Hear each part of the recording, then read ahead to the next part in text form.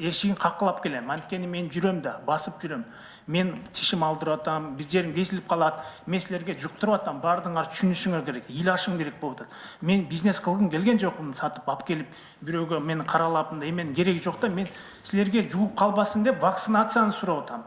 Вакцинация сайдырып алгыла, коммерцияга эмес, мамлекет өзүн алсын. Мамлекет өзүн алмайынча бизнес боло берет. Качан мамлекет өзүн алганда бизнестин баардыгы токтойт эле да. Эми мен басып жүргөнүн кийин мага окшогондор 100 миңдер. Силер жакшына отурасыңар. Менин бир эле каным силерге жукса, сактана албайсыңар. Мага окшоп 1000 деген, миллион деген акча тыксаңар дагы, алдыбызда кыргыздар каяка кеттик? Ош базар менен Дордойго чыгып көрүлөчү. Министрге кайрылып кетет элем.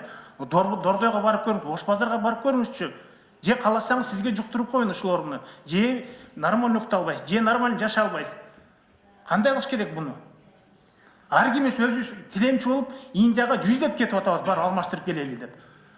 Гепатит Д болгонума мына мен дагы канча жашайын билбейм. Чыгып Москвадан лечение кылып келдим. Машинемди саттым, колумда акчаны бердим. Дагы кандай кылышым керек? Ошол жерде бир 2 мүнөт мени уга албайсыңар. 1 жылдан бери жалдырап жүрөм. Мен вакцинация кылып койгулачы. Мен силерден дароо сураган жокмун, акча сураган жокмун, мен боорум алдыма аштырайын деп.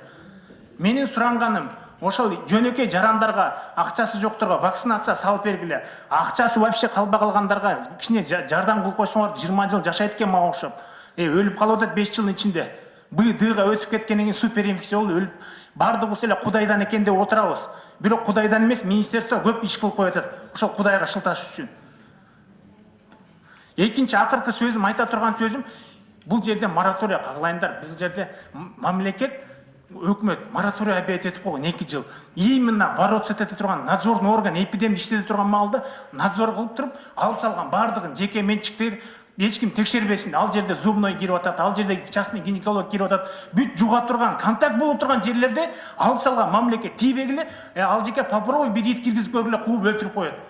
Мурун хотя бы надзорный орган 5 прокуратурага барып 5 суроону мындай согласовать этип, анан текшерсе, азыр мышыгында кире албай калдык ал жака. Отуралып сонун доклад кылып отурабыз, биздики баардыгы сонун. Мына силер укпай атасыңар деп. Андай болгон жок. Мага ол Москвада айтты, биринчи аялың вакцина кылышың керек. Себеп дегенде аялыңа жугузасың деп. 5 жылдан мага миллион деген акча туруп калды. Миллион сом жашайсың, миллион сом жок болсо 2 жылдын ичинде өлөсүң деди. Бүт нерсемди таштап алып Россияга чыгып кеттим. Балам машинемди сатып, бала чакам. Ошол Россиядан айтып атат, гемоконтактный, сен аялыңа сайдырышың керек деп. Бир деген бир информация жок бул жерде. Мен ойлойм, Министерство здравоохранения бир жакшы нерсе алып келет деп болсо, Facebook'ta бир барак ачты, Instagram'da бир барак ачты. Бул жөнөкөй элдин эмеси. Мынакей менин жөнөкөй эл катары, бир бизнеске катышпаган катары менин өзүмдүн жеке оюм. Реформа кылат десе, биз сразу эле Facebook'тан баштадык дагы Instagram менен бүттүк.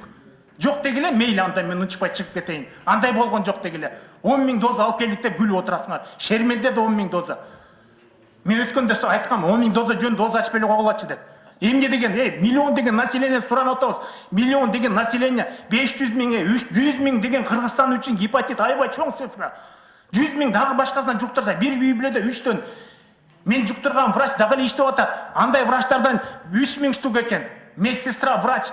Кирип главврачтан айтсаң айтат, жок, андай эмес, биздин врачтар окуган, перчатка кийет. Анда кантип жугузуп алды анда? Кантип жугузуп алды алар? Обязательно мен ушул жерге келип кыйкырышым керекпи? Анда бөйрөгүн алмаштырганда ошо келип кыйкырсын. Башкалар келип кыйкырсын, чтоб силер бир нерсе кылыш үчүн.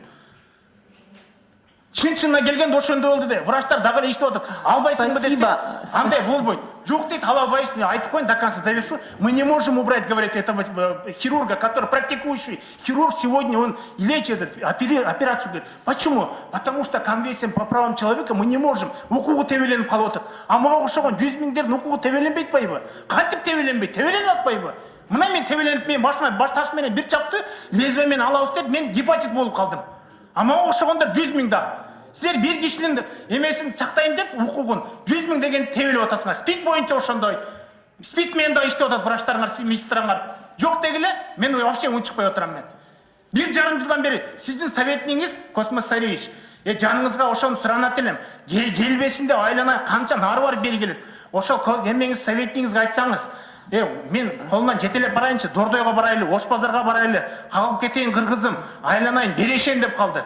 Акчаңар жок болсо мен де Чечебаевка деле айткам. Иммунизацияда мен счет ачайлы, мен элден кайрылып, 20 жыл өлөм, 5 жыл өлөм, 10 жыл жашайынбы, акча топтоп счетуңарга салып берейин дедим. Рахмат. Дагы айтат элем. Нурказат Жумагич, спасибо. И я приношу извинения за эмоциональность. Просто этот человек долго стучался в закрытые двери.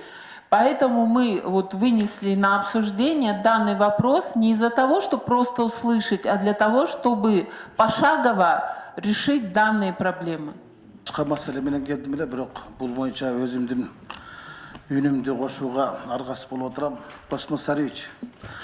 Азыркы бала чыркыраган чындыкты айтты.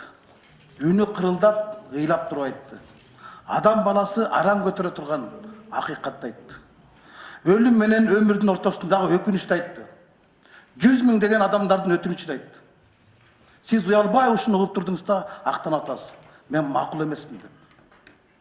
Уят, урматтуу министр. Уят.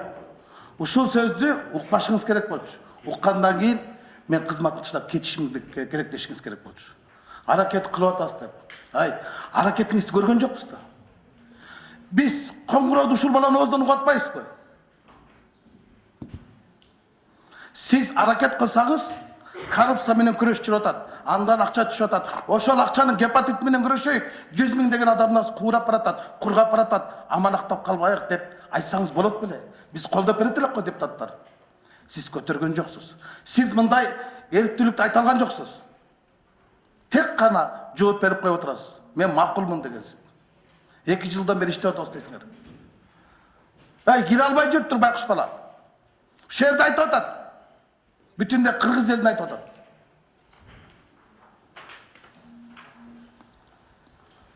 Көчмөндөрдүн оюн өткөргөнчө кеткен акчаны ушундайларга бериш керек болчу. Мына сиз ушул маселеди демилгелеп чыгышыңыз керек болчу. Ушундай жерлерди айтышыңыз керек болчу. Бизге каражат керек.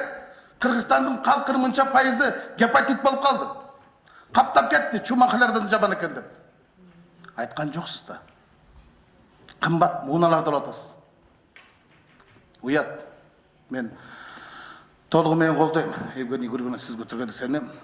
Мен сизге ыраазычылык билдирип, мен рахматын айтам. Мындан кийин мындай маселелерди эгер сиз алып чыга албасаңыз, сиз акырын кетип калсаңыз, алкыш албасаңыз албай каласыз, бирок каргыш албаңыз.